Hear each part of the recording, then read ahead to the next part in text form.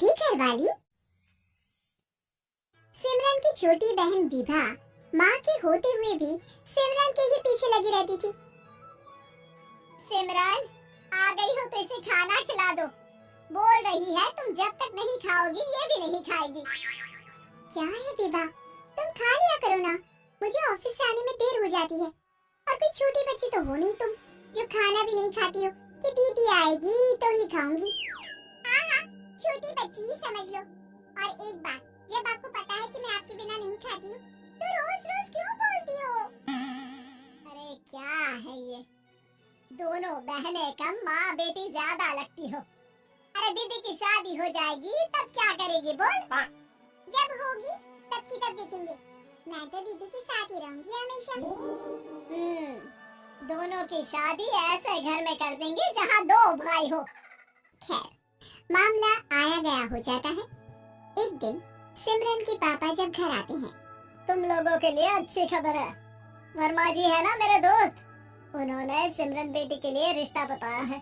बहुत अच्छा लड़का है, सिमरन को भी पसंद कर लिया है और कल वो लोग आ रहे हैं सिमरन को देखने अपने घर। सिद्धांत अपने माता पिता के साथ सिमरन को देखने आता है। उसे सिमरन अच्छी लगती है और शादी तय हो जाती है। सिद्धांत की माँ कहती है, अब तो हम लोग ले जाएंगे जल्द ही अपनी सिमरन को यहाँ से। अरे हाँ हाँ, क्यों नहीं, आपकी ही है अब तो हमारी बेटी। दूर खड़ी विभा सब सुन रही होती है। अब तो दीदी की शादी हो जाएगी, फिर तो वो चली जाएंगी। दीदी के बिना मैं कैसे रहूंगी?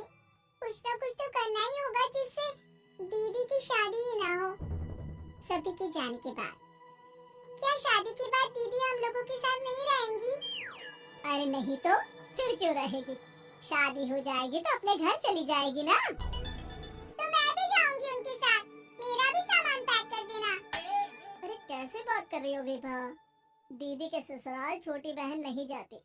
हाँ, कभी कभी जाकर मिल आना और रोज फोन पर भी बात कर लेना, ठीक है? नहीं पापा, आप तो जानते हैं मैं दीदी के बिना खाना भी नहीं खाती, ना ही मुझे उनके बिना नींद आती है।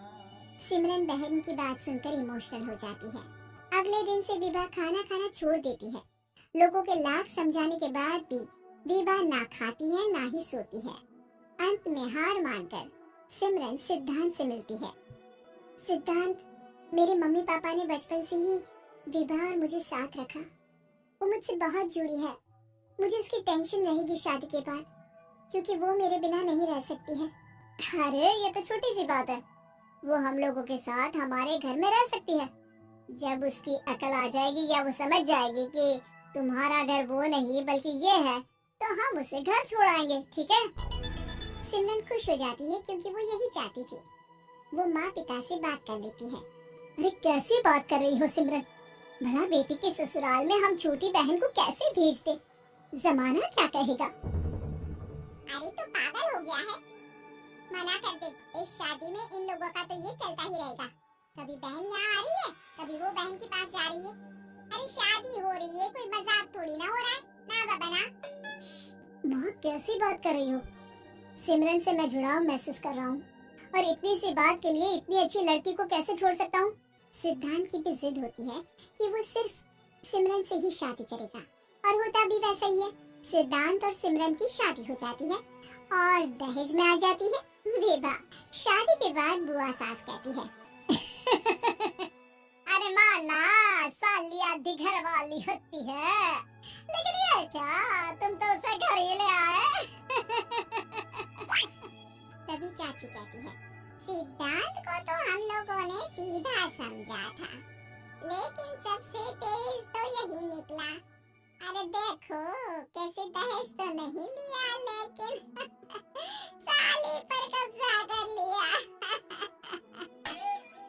सिद्धांत ने इस और तो सोचा ही नहीं था।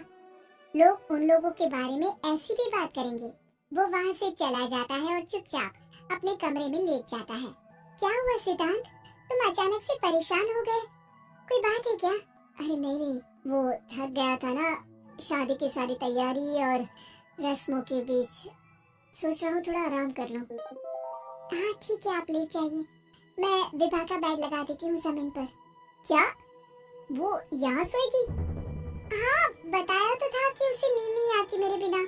तो तुम आराम से लेटो ऊपर, हम लोग नीचे बिछा लेते हैं। अरे नहीं नहीं, तुम दोनों आराम से लेटो ऊपर, मैं माँ पापा के रूम में जा रहा हूँ। सिद्धांत वहाँ से दूसरे कमरे में चला जाता है, जहाँ सिद्धांत के पिता उसे कहते हैं, क्या बात है बेटा, तू उस कमरे में क्यों नहीं सो रहा? बहू से लड़ाई हो गई है क्या शादी के पहले दिन ही? अब नहीं पापा, वो दोनों बहनों को बात करनी थी और मुझे नींद आ रही है, तो मैं यहाँ सोने चला आया। अगले दिन सिद्धांत तैयार होकर ऑफिस जाता है। ऑफिस में लंच के वक्त दोस्त कहता है, क्या बात है सिद्धांत, इतना सारा खाना एक ही दिन में? हाँ यार, वो सिमरन को खाना बनाने का शौक है तो उसी ने बनाया है। यार हम लोगों की तो सिर्फ एक ही बीवी है, इसकी तो दो है ना। सिद्धांत को गुस्सा आ जाता है, कैसी बात कर रहा है तू? अरे तू तो भाग्यशाली है जो बीवी के साथ साथ साली भी आ गई। अरे साली लोगों की तो आधी घरवाली होती है, तुझे तो पूरी की पूरी मिल गई। सिद्धांत का पारा अब 7वें आसमान में पहुंच जाता है। वो खड़ा होकर उस लड़के से लड़ने लगता है। हाँ, मेरी शादी में मेरी बीवी के साथ मेरी साली भी आई है, ये सच है, लेकिन सिर्फ कुछ समय के लिए, क्योंकि उसने सिमरन को बचपन से ही माँ की तरह देखा और यूं अचानक वो सिमरन से अलग नहीं रह सकती थी। इसलिए सोचो, अगर मेरी बीवी उसके लिए माँ का स्थान रखती है तो मेरा दर्जा क्या हुआ?